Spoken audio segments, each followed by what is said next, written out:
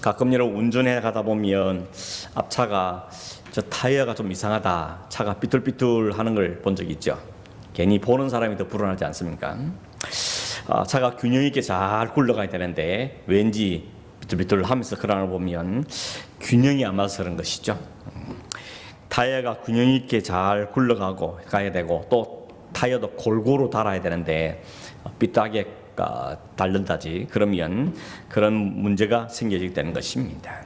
그러면 운전하는 사람은 상당히 불편하죠. 보는 사람뿐만 아니라 기름도 더 많이 소모되고 또 안전의 위협을 받기도 하는 것입니다. 그래서 가끔씩 타이어가 제대로 잘 고르게 마모되고 있는지 혹 파손된 건 없는지 하는 것을 점검해 보는 게 필요한 것입니다. 어떤 분들은 차 타기만 하지 점검을 안 하는 분도 계시죠. 그냥 고장이나 설 때까지는 그냥 아무 생각 없이 그냥 시동만 걸리면 간다, 그러고는 그렇게 타는 분도 있습니다. 여러분 타이어를 바꿀 때마다 하는 게 휠 밸런스를 맞추고 또 휠 얼라이먼트를 맞추는 작업을 하죠.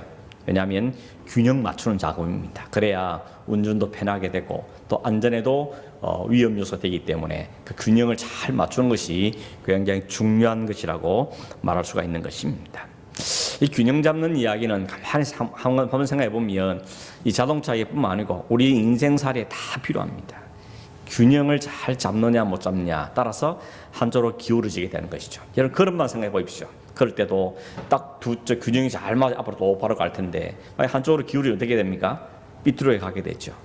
그러면 뭔가 몸의 균형이 안 맞다는 이야기죠. 가끔 그런 실험을 해봅니다. 눈을 딱 감고 제자리 걸음을 이렇게 한참 해보면 아주 눈 떠보면 이렇게 방향이 틀어져 있죠. 그 말은 몸의 균형이 틀어졌다는 것을 이야기하는 겁니다. 뭐 이런 문제뿐만 아니고 건강도 마찬가지죠. 맛있다고 영양가 있다 그것만 계속 줄기차게 먹고 적당한 운동을 안 해주면 어떻게 됩니까? 진짜 말 그대로 확진자가 되는 거죠. 균형을 잃어버리는 것입니다. 이런 것은 우리의 인격에도 마찬가지입니다. 지적으로, 감정적으로, 의지 면에서, 영적인 면에서 골고루 균형을 잘 이루어야 되는데 지적으로 문제가 생기다든지 아니면 감정에 뭔가 뻥카가 난다든지 또 영적으로 문제가 생기면 그 사람은 균형 있는 인격자라고 말하기가 쉽게 어렵게 생기게 되는 것입니다. 우리의 신앙생활도 마찬가지인 겁니다. 우리는 흔히 그런 말도 많이 하죠. 성경 지식은 많아졌는데 기도가 안 따르고 성령의 은혜가 없으니까 너무 바리새적인 사람들 가능성이 있다 그러죠. 반대로 성경은 너무 안 읽고 막 어디 가서 방언한다 기도한다 여기만 쫓아다니니까 자칫하면 은사주의나 혹은 신비주의 같은 데 빠지는 경향도 있을 수 있는 것입니다. 가만히 보면 균형이 참 중요한 것 같습니다. 모든 면에서 이런 균형을 잘 맞추는 것이 굉장히 중요한 것이죠. 성령도 마찬가지입니다. 여러분 성경에 보면 성령의 열매가 있고 성령의 은사가 있죠. 성령의 열매라는 것은 사랑, 희락, 화평, 오래 참음, 자비, 양성, 충성, 온유, 절제 이런 성품에 관계된 부분이죠.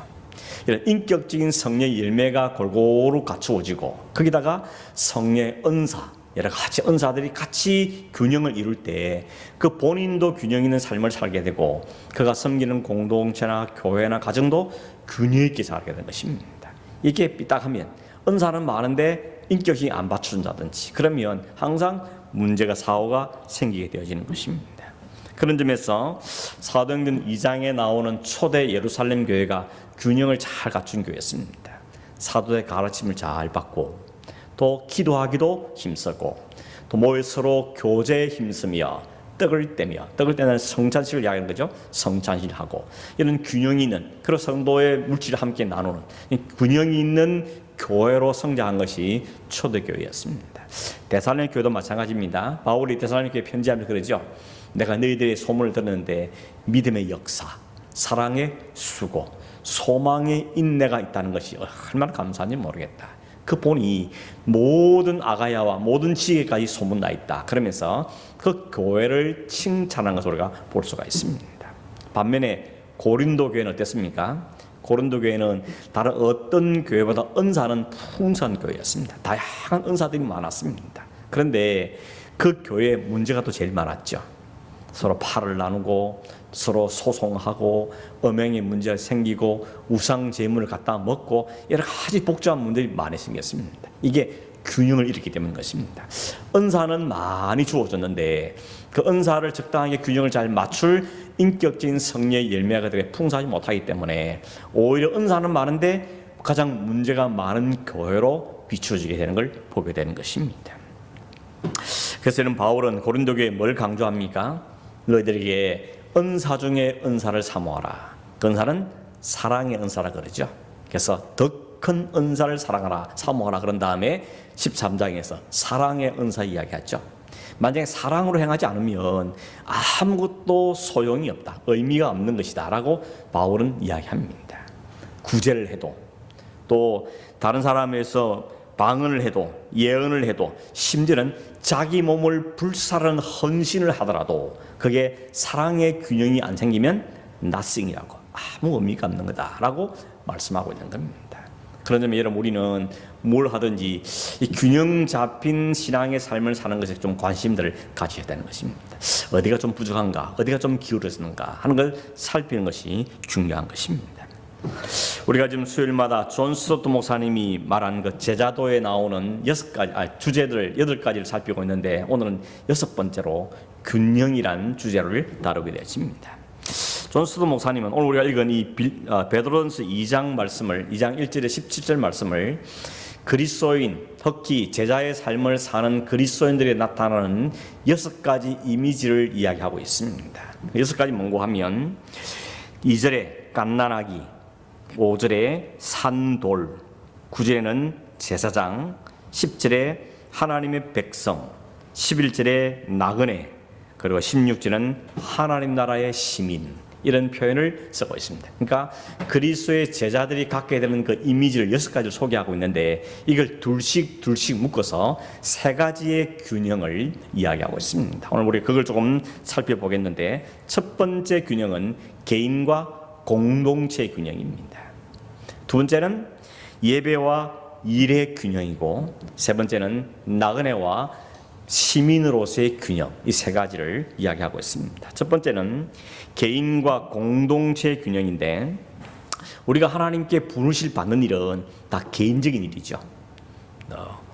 형제 눈으로 밖으로 보일 때는 부모 때문에, 친구 때문에 이렇게 교회를 가고 온 것처럼 보이지만, 사실 엄격히 따지면 우리가 하나님께 부르실 받는 것은 그 사람 각각 개인의 영역인 것입니다. 친구 따라 그런 거 없습니다. 마누라가 천국 가면 치맛자락 붙잡고 가는 거, 그런 거 없습니다. 구원은 하나님의 자녀가 되는 것은 철저하게 개인적인 일인 것입니다. 여러분, 베드로는 그렇게 예수 그리스도로 구원받아 새롭게 거듭난 사람을 가르쳐서 표현하기를 영적인 갓난아기다, 이렇게 표현하고 있는 겁니다.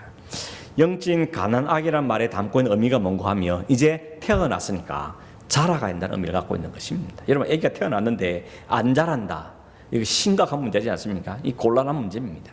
아이가 쑥쑥쑥 자라는 게 기쁨인데, 그 아이가 1년이 지나고 2년이 돌이 지나고 2년이 지났는데 여전히 누워만 있다든지, 그러면 이건 부모에게 아주 심각한 문제가 되어지는 것입니다. 어떤 부모는 아이가 너무 빨리 자란다고 좀 천천히 자라면 좋겠다. 어떤 부모는 요 정도 좀 멈췄으면 좋겠다. 요 때가 제일 이쁘니까 요것을 멈췄으면 좋겠다, 이렇게 말하는 부모들도 있죠. 왜 그렇게 말하는지를 충분히 이해할 수 있습니다. 요때가 제일 말도 잘 듣고 제일 이쁘고 제일 귀엽고 그냥 한 손에 쏙 들어오니까 요 상태로 있으면 좋겠다, 이런 마음을 품기도 하죠. 그 마음은 이해하지만 그러나 그게 본심들은 아니지 않습니까?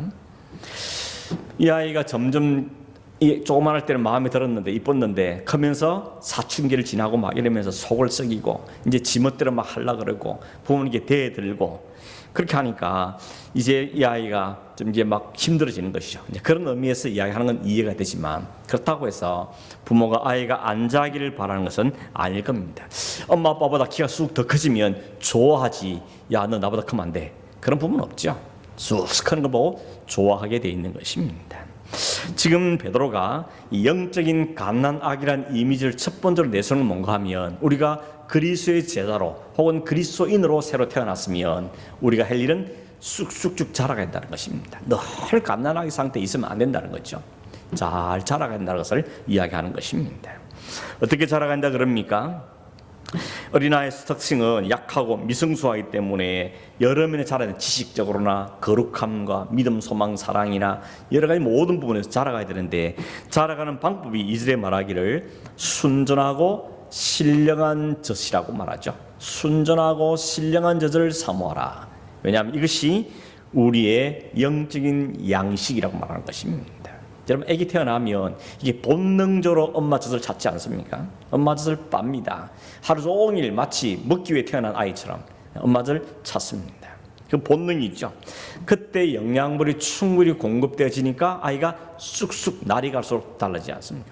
일주일에 한 번씩 보면 애들이 막 쑥쑥 자라서 교회를 오는 걸 볼 수 있지 않습니까? 그게 바로 충분한 영양 공급으로 자라게 되는 것이죠. 우리 그리스도인이 자라는 데서 꼭 필요한 것은 바로 순전하고 신령한 젖, 그건 바로 하나님의 말씀인 것이죠. 아기에게 엄마 젖이 필수인 것처럼 성도의 성장에서 하나님의 말씀은 정말 필수입니다. 특별히 순전하고 신령한 젖을 사모하라 그러죠.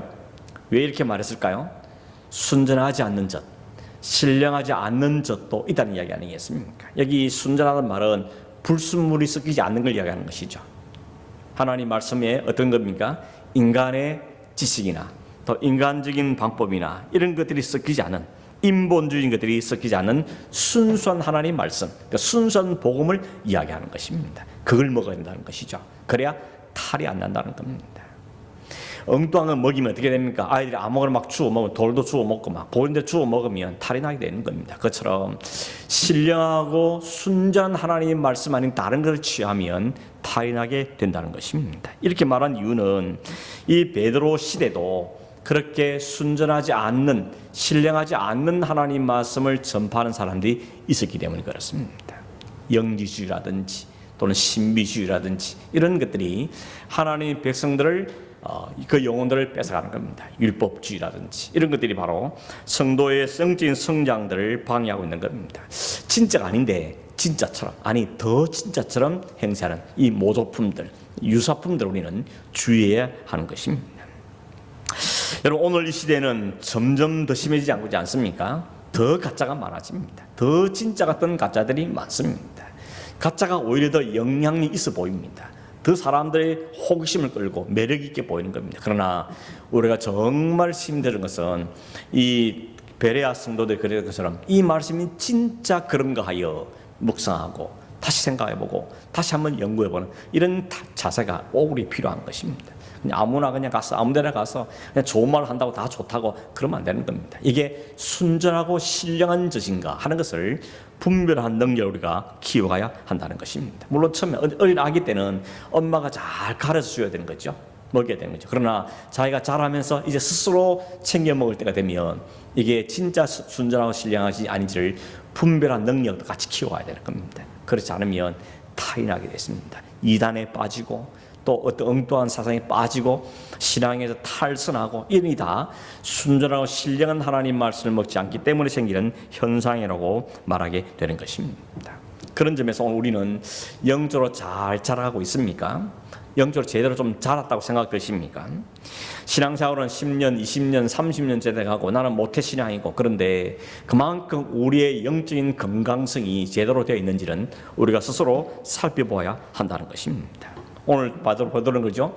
예수 그리스도의 구원에 이르도록 자라가라고 말합니다. 이 말은 우리의 구원이 미완성이라는 말이 아니라 그리스도의 수준이 우리가 자라야 될 성장의 목표라는 것을 이야기하고 있는 것입니다. 우리는 그리스도의 수준이 이렇게 자라가야 될 사람들이죠. 그러니까 아직도 우리는 미완성이죠.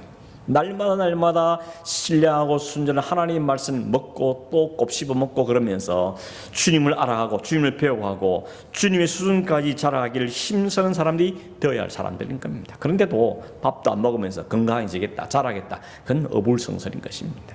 하나님 말씀을 섭취하고 말씀을 읽고 묵상하는 것을 우리는 게을리해서는 안 된다는 것입니다. 또 하나 조심해야 될 게 뭔가 하면 간식이죠. 간식. 밥은 제때 안 먹고 매일 간식만 입에 다는 사람들, 과자 뭐 이런 것, 인스턴트 이것만 입에 달고 있으면 그 사람은 건강에 해를 입히게 되는 것입니다. 뿐만 아니라 여러분, 주일 한 번 설교만 듣고 일주일 버티는 것은 참 위험한 일인 것입니다. 매일 하나님 말씀을 읽고 생각하고 묵상하고 그 말씀을 실천하고 이런 삶이 우리에게 반복되지 않으면 우리에게는 성장의 것이 제대로 이루어지기 어렵습니다. 많은 사람들이 신앙생활 한 지는 오래됐는데 여전히 영적인 갓난아의 상태에 있는 게 바로 그런 이유인 것입니다. 그저 형식적으로 그냥 습관을 쫓아 주일 한번 예배는 가는데 그 이유는 아무것도 안 하니까. 더 이상 성경을 펼쳐보지도 않고 말씀을 듣지도 않고 고민해보지도 않고 그 말씀을 실천해 보려고 애쓰지도 않고 그냥 세상에 힘을 내서 일주일 그냥 살다가 오니까 그 삶이 반복되니까 성장과 성수는 어려운 것입니다.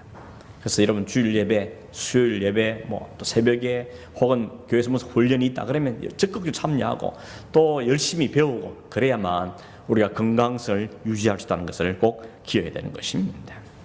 여러분 그거는 목회자가 도와줄 수 있는 부분이 아닙니다. 그냥 도울 좀 길잡이는 되지만 그걸 본인이 안 하면 할 수가 없다는 것을 아셔야 되는 겁니다. 베드로가 제시하는 두 번째 이미지는 돌입니다. 돌. 5절에 보니까 너희도 산돌같이 신령한 집으로 세워지고 이런 말씀이 있죠. 여기 말한 돌은 어떤 돌인가 하면 집을 짓는 돌을 이야기하는 것입니다. 요즘이야 여러분 콘크리트 그냥 레미콘이 와서 그냥 쏟아 부어서 막 뚝딱딱 집을 짓지만 이 베드로 시대만 해도 돌을 쌓아서 집을 짓는 게 일반적인 형태였던 겁니다. 돌을 차곡차곡 쌓아서 그 돌을 완성해 가는 거죠. 지금 그 돌을 이야기하는 것입니다. 이 돌이라선 건물을 짓는 걸 말하는데 이 건물은 하나님의 교회, 다시 말해서 공동체를 이야기하는 것이죠. 베드로가 말한 이 집은 살아계신 하나님의 교회, 하나님의 백성인 교회를 이야기하는 겁니다. 그래서 그 교회의 기초돌은 주님이시고 그 주님을 모퉁이 돌로 삼아서 모든 성도들이 하나하나 돌을 쌓아서 하나의 공동체를 이루는 것, 그게 바로 교회 공동체라고 말할 수 있는 것입니다. 그래서 우리 각 사람들이 그 공동체를 이루어서 그리스도의 몸민 공동체를 만들어 가는 것입니다. 여러분 옛날에도 옛날 교회들 보면 냇가에서 돌 주워다가 이렇게 담도 쌓고 교회도 짓는 이런 것들이 옛날에 많이 있었죠. 제가 옛날에 군목으로 있을 때 설악산 밑에 여러분 진부령 가보셨습니까? 설악산 그 진부령 가는 길목에 저희 그 부대 교회, 대대 교회가 하나 있었는데 그 교회 이름이 향로봉 교회입니다. 향로봉 가는 길이 있거든요. 향로봉 아래에 있기 때문에 향로봉 교회인데 그 교회가 그 병사들이 냇가에서 돌을 다 주워다가 그 돌을 차곡차곡 쌓아서 지은 돌로 만든 교회입니다. 참 이쁩니다. 요즘 여러분 설악산이 단풍이 아주 화려하다 그러죠? 그 화려한 단풍 속에 돌로 지은 교회 참 상상해보면 이쁘지 않습니까? 참 예뻤습니다. 지나가다 보면 참 교회 이쁘다 이런 생각이 참 많이 아마 지금도 그 자리에 그대로 있지 않을까 하는 생각이 들어집니다.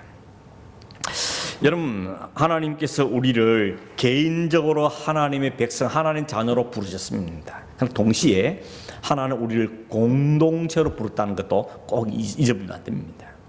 우리의 구원은 개인적인 구원이지만 그러나 그 구원받은 부른 사람들을 엮어서 하나님은 공동체로 세우기를 원하신다는 사실을 기억하셔야 됩니다.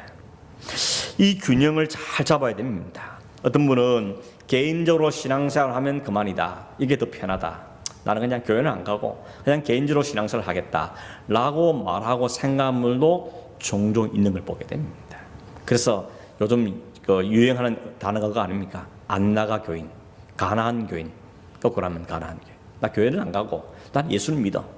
어떻게? 요즘 인터넷이 얼마나 잘 되어 있는데 그러면서 전국에 있는 교회들을 순례하면서 나는 이 교회도 한번 가보고 다음 주에 저 교회 한번 가보고 이렇게 신앙생활을 하겠다는 분들이 있습니다. 물론 우리가 코로나 기간 동안에 어쩔 수 없는 상황 속에서 온라인으로 예배하긴 했지만 그런데 하나님은 공동체 하나인 걸 잊어버리면 안 됩니다. 하나님은 성부, 성자, 성령으로 공동체성을 갖고 계신 분입니다. 천지 만물을 지을 때, 아니 이 세상의 역사를 시작할 때 하나님은 하나님, 예수님, 성령님이 함께 이 역사를 시작하셨습니다. 지금도 세 분이 함께 이 역사를 움직이고 계시고 이 세상을 마지막 끝날 때도 세 분이 함께 이 일을 다툴 것입니다. 하나님은 공동체성을 가진 하나님입니다. 흔히 우리 이걸 삼위일체라 그러죠. 세 분인데 한 분이다. 여기 우리 사회에서 이해가 안 되는 겁니다. 어떻게 셋인데 하나 할 수 있습니까? 이게 우리가 이해가 안 되는 거죠. 우리도 신학교 다닐 때 삼위일체에 대한 공부를 한 학기 내내 하는데 마지막 결론 중에 하나 뭔가 하면 그래도 우리는 다는 모른다. 완벽히 이해할 수 없다는 겁니다. 여러분 생각해 보십시오. 1차원이 2차원 세계를 이해 못합니다. 2차원 세계는 3차원 세계를 이해하지 못합니다. 더군다나 4차원, 5차원 세계를 낮은 차원에서 이해 못하는 거죠. 이 인간 세상에서 논리와 이론 가지고는 하나님 나라의 그 하나님의 질서를 완벽하게 이해한다는 것은 어려운 것입니다. 그런데 분명한 것은 하나님도 처음부터 지금까지도 여전히 공동체로 움직이시고 계시고, 하나님이 아브라함을 부르셨지만 아브라함 개인만 상대 아니고 뭐라고 약속하십니까? 너로 인하여서 이스라엘 공동체를 이룰 것이고 나는 그들의 하나님 되기를 원한다 라고 말씀하시므로 하나님은 언제나 공동체를 대상으로 하시는 것을 우리가 보게 되는 것입니다. 하나님께서 우리에게 가정이란 공동체 혹은 교회라는 공동체, 순이란 공동체를 허락하신 이유가 뭐겠습니까? 그걸 통하여서 하나님의 공동체성을 이해하고 깨달아가는 것입니다. 사람은 완전하지 않기 때문에 결국 우리는 부딪힐 수밖에 없죠. 어떻게 하나님처럼 완벽한 조를 이룰 수 있겠습니까? 그런데도 우리를 공동체로 부르십니다. 교회 공동체를 하나님이 상대하십니다. 이스라엘 백성도 마찬가지 아닙니까? 늘 마음에 안 맞으니까 지그락지그락하고 문제만 생기면 모세 아론을 원망하고 조금 심해지면 돌을 집어들고 그런 백성들에도 불구하고 하나님은 여전히 그 백성들을 포기하지 아니하시고 공동체로 부르셔서 하나님 나라를 이루겠다고 말씀하고 계시는 것입니다. 그러면 여러분, 우리가 공동체에 속한다는 것은 너무 두려워해서는 안 됩니다. 그걸 불필요하게 여길 이유도 없습니다. 돌은 다 다르죠. 쌍둥이도 다른데 어떻게 다 같을 수 있겠습니까? 그 다른 돌들이 잘 맞추어져서 건물을 만들어내는 것처럼 서로 다른 성도들이 하나님 중심으로, 예수 그리스도라는 그 중심으로 서로 맞추어서 하나님의 공동체를 이루어가는 것을 우리에게 이야기하고 있는 것입니다. 이 둘 중에 어느 하나를 치우치면 안 된다는 것입니다. 너무 개인주의로 가면 안 되고, 개인은 없다, 공동체가 있다, 그것도 아니라는 겁니다. 하나님의 부르신 개인으로서 잘 성장하고 성숙돼야 되고, 뿐만 아니라 동시에 우리가 함께 지어져가는 공동체라는 사실을 잊어버리지 말고, 좀 불편해도 좀 힘이더라도 그 공동체에 함께 하는 것이 하나님이 원하신 바른 것입니다. 여러분, 공동체 참여, 공동체 일원이 되는 것을 귀찮아하게 여기면 안 되고, 그건 우리에게 주신 축복인 것입니다.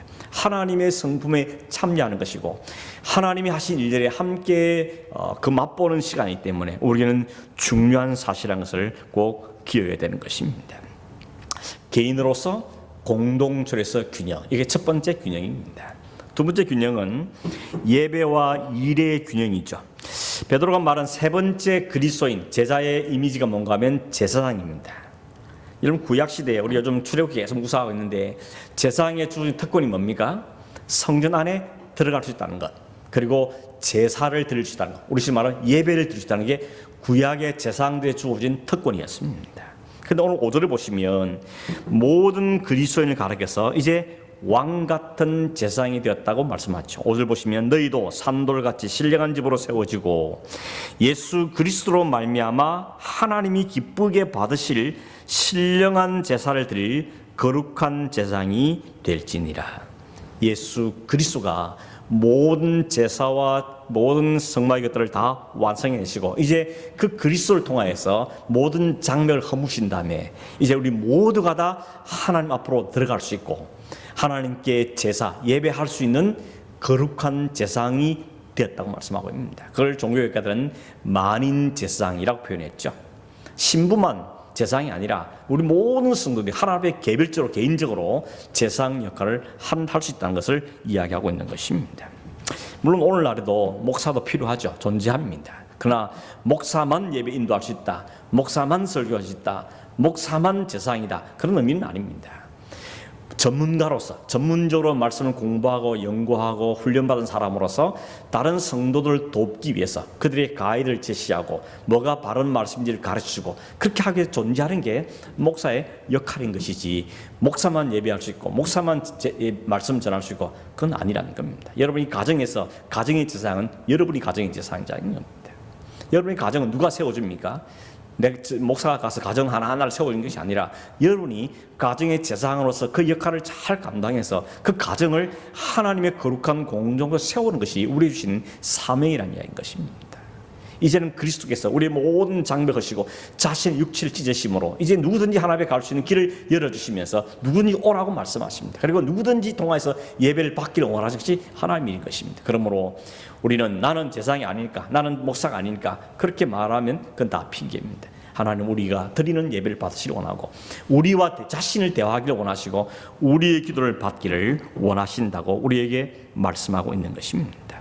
문제는 뭔가 하면 우리가 하나님의 뜻을 잘 분별할 수 있는 능력을 길러야 되는 것이죠.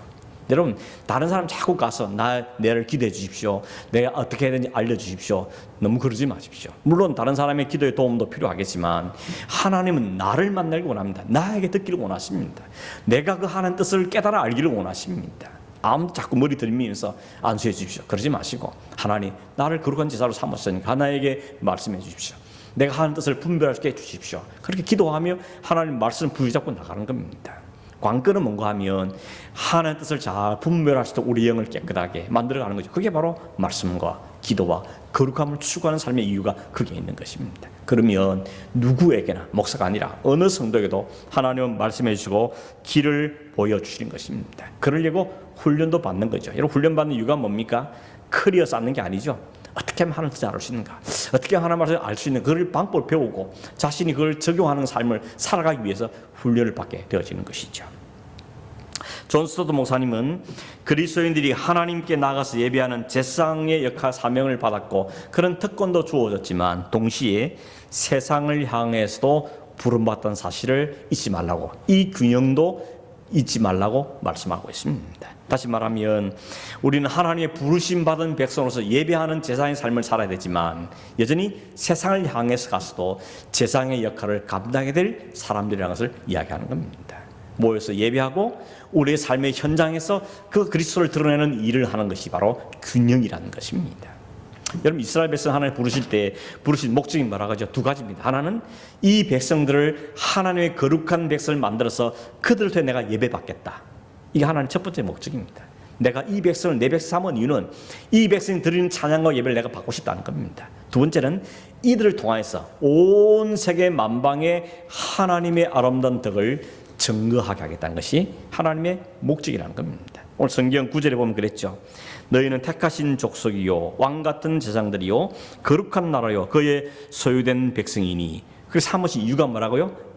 그 이유는 너희를 어두운 데서 불러내어 그의 기이한 빛에 들어가신 이의 아름다운 덕을 선포하게 하려 하심이라. 나는 이전에 하나님 백성이 아니었고 이제는 어둠의 자식이었는데 하나님 나를 이렇게 구원하셔서 빛 가운데 살게 하셨습니다. 이 사실을 여러분이 삶의 현장에서 드러내게 하기 위해서, 그 빛을 드러내게 하기 위해서 하나님 우리를 부르셔서 그 은혜를 주셨다고 베드로가 우리의 분명하게 이야기해주고 있다는 것입니다. 주일날은 모여서 예배하고 우리 부르신 하나님 감사하고 찬송하고 그 공동체 하나님 기뻐드리고 하나님께 영광을 돌려드리고 서로 믿음을 교제하고 격려하고, 그런 다음에 그게 끝이 아니라 이제 원래부터는 세상에, 우리 삶의 현장에 나가서 우리가 그리스도임을, 어떻게 내가 하나님 백성임을 드러내면서 사는 삶을 구체적으로 살아내는 것이 바로 우리가 살아야 될 삶의 균형인 것을 이야기하고 있다는 것입니다. 마태복음 17장에 보면 예수님께서 베드로와 야고보와 요한을 데리고 높은 산에 올라가셨죠. 그래서 거기서 변화하셨습니다. 얼굴이 빛이 막 광채가 나고 옷이 빛같이 희게 바뀌었다 그랬습니다. 그리고 더군다나 구약을 대표하는 모세와 엘리야가 예수님과 함께 대화하는 것을 이들이 보았습니다. 베드로가 뭐라 그랬죠? 주님, 여기가 참 좋습니다. 여기 그냥 텐트 3개 짓고 모세를 위해서, 주님을 위해서, 엘리야를 위해서 지은 다음에 여기 살면 좋겠습니다 라고 이야기했죠. 주님은 거절하십니다. 아니다, 우리가 살아야 될 삶의 현장은 산 위 여기가 아니고 산 아래다는 것입니다. 산 아래 갔더니 제일 처음 만난 게 누구였습니까? 아들 귀신 좀 쫓아내달라고 울며 불며 쌩떼 쓰는 사람을 만나게 되는 겁니다. 문제투성인 세상, 거기가 우리가 살아야 될 구체적인 삶의 현장이라는 이야기인 것입니다. 그래서 우리는 잘 무장되어야 되는 겁니다. 우리가 살아야 될 삶의 현장은 만만치 않은 곳이기 때문에 죄악이 판을 치고 온갖 문제가 들끓고 있고 온갖 것들이 들끓는 곳이기 때문에 우리가 주일 모여서 하나님께 온전히 예배하고 우리 정체를 다시 확인하고 성령 충만하고 말씀 충만하고 서로 격려하고 그 힘과 용기를 가지고 우리 삶의 현장에 주부로서 일터에서 직장에서 회사에서 이렇게 일을 하면서 저 사람 보니까 왜 저 사람의 삶의 능력이 어디서 나오는 건가 하는 것을 드러낼 수 있는 삶을 사는 것이 우리 그리스도인의 삶의 균형이라고 우리에게 말씀하고 있는 것입니다. 여러분의 정체성을 분명히 할 수 있기를 바랍니다. 주부로서, 일터에서, 또 목사로서 어떤 직분을 맡든지 어떤 일을 살든지 그걸 통해서 하나님 되심이 드러나게 하는 것이 바로 우리가 살아야 될 삶의 균형이라는 것입니다. 예배 시간만 통해서 하나님의 영광이 드러나는 것이 아니라 우리의 삶을 통해서도 하나님의 영광이 드러나기를 바라신다는 것이, 이 균형을 우리가 잘 붙잡고 살아가야 한다는 것입니다.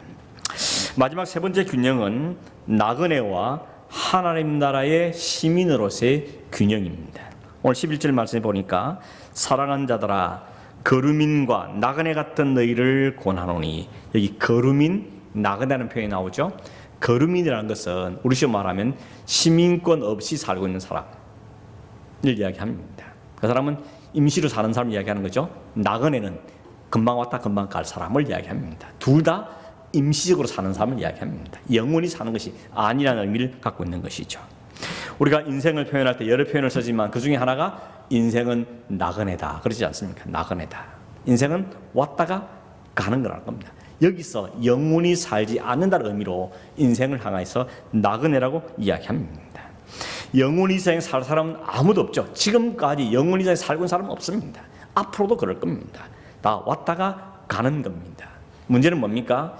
우리가 어디서 왔으며 어디로 가는지 그걸 모르고 사는 게 답답한 일인 것입니다.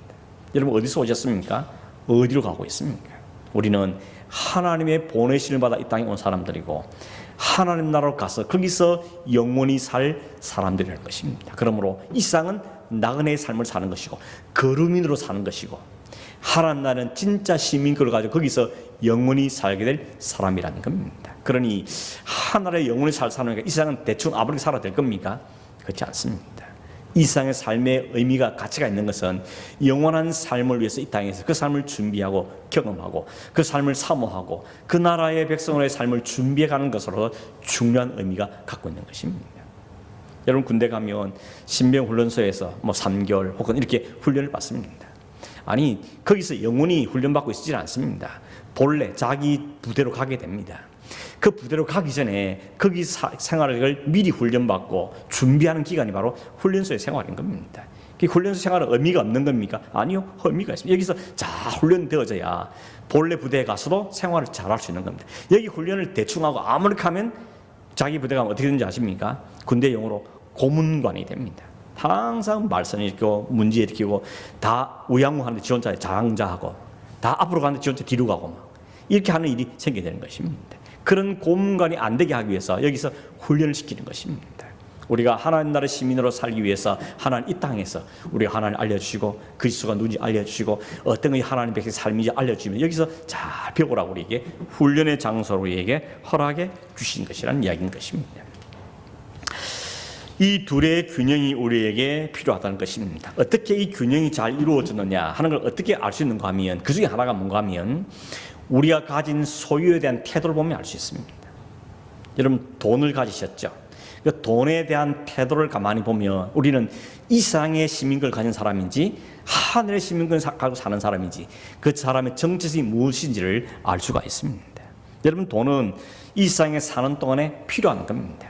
꼭 필요한 거죠. 돈 없으면 아무것도 할 수 있는 게 별로 없지 않습니까? 돈은 필요한 겁니다. 유익한 겁니다. 뭐 돈뿐이 아니고 우리 가진 소유도 마찬가지죠.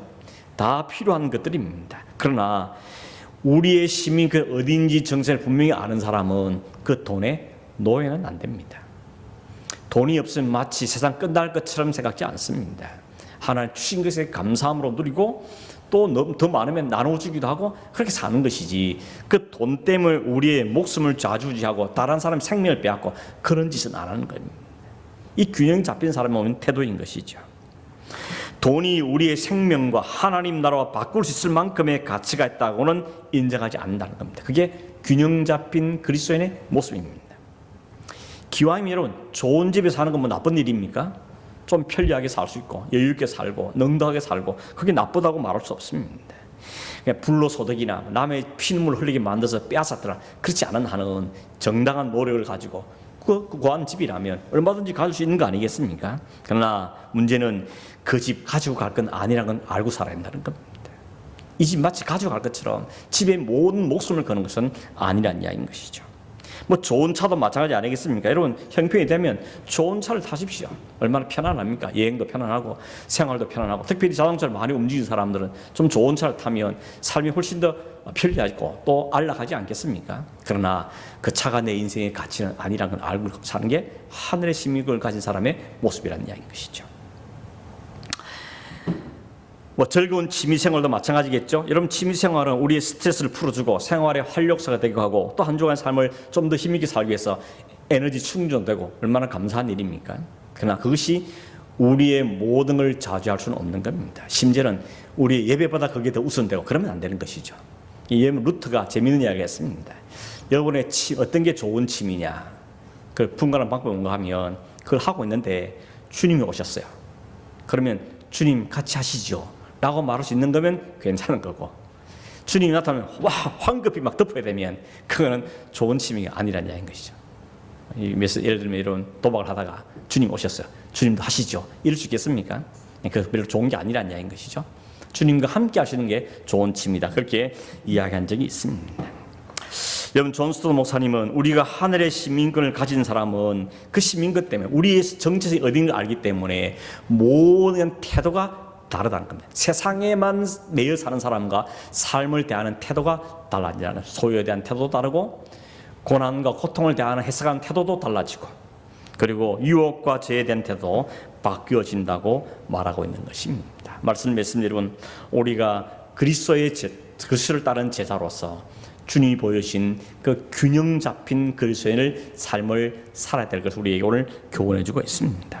개인과 공동체 균형 하나님께 예배한 일과 그리고 세상에서 살아 일하는 것과 그리고 이 땅에 사는 삶과 하늘나라의 시민으로서 삶의 균형 이 균형들을 잘 유지해 가는 게 필요한 것이죠. 여러분 아까 자동차 얘기를 했는데 그러려면 어떻게 됩니까? 수시로 점검해 봐야 됩니다. 혹시 삐뚤어지지 않은가 각도가 틀어지지 않는가 이쪽만 마모되지 않은가 항상 점검해야 되듯이 우리가 얼마나 균형 잡힌 그리스도로 세워져 있는 것이 하나님 받은 그 구원의 감격과 하늘 땅에 살게 하시는 그 사명과 우리의 마지막 할 그 종착지 그 삶이 어딘지를 늘 확인하면서 우리의 삶을 살아갈 때 그 삶이 바로 균형 잡힌 삶을 살게 한다는 것입니다.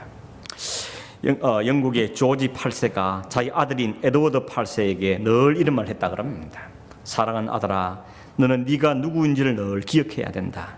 네가 누구인지를 기억한다면 그에 합당하게 행동하게 될 것이다.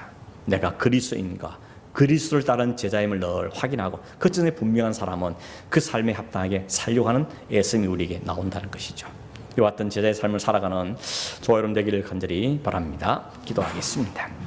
고마우신 하나님 아버지, 오늘 그리스도를 따른 제자로서 균형 있는 신앙의 삶을 살아갈 것을 우리에게 교훈해 주신 것을 감사합니다. 모든 세상살이가 균형이 필요하지만 특별히 우리 영적인 균형이 얼마나 소중한지를 우리에게 말씀해 주셨사오니 개인과 공동체로서 예배와 일로서 또 이 땅의 삶과 하늘의 시민권을 가진 사람으로서의 그 균형 잡힌 삶을 잘 살도록 도우시되 무엇이 그렇게 사는 길인지를 깨닫게 하시고 그 삶을 살 수 있는 능력도 우리에게 주시고 늘 자신을 점검해서 주님을 잘 따라가는 그리스도의 제자의 삶을 살아가는 저희 되도록 인도하여 주시옵소서. 그러하신 예수님의 이름으로 기도하옵나이다. 아멘.